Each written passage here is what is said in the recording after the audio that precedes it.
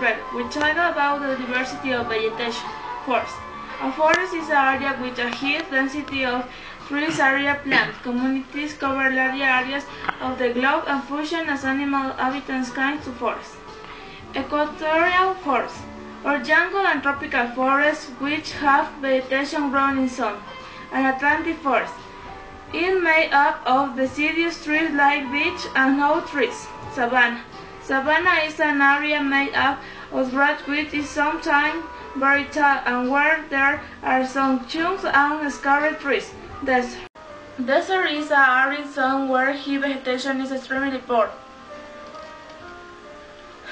Grassland. Grassland is a zone poorly or void covered.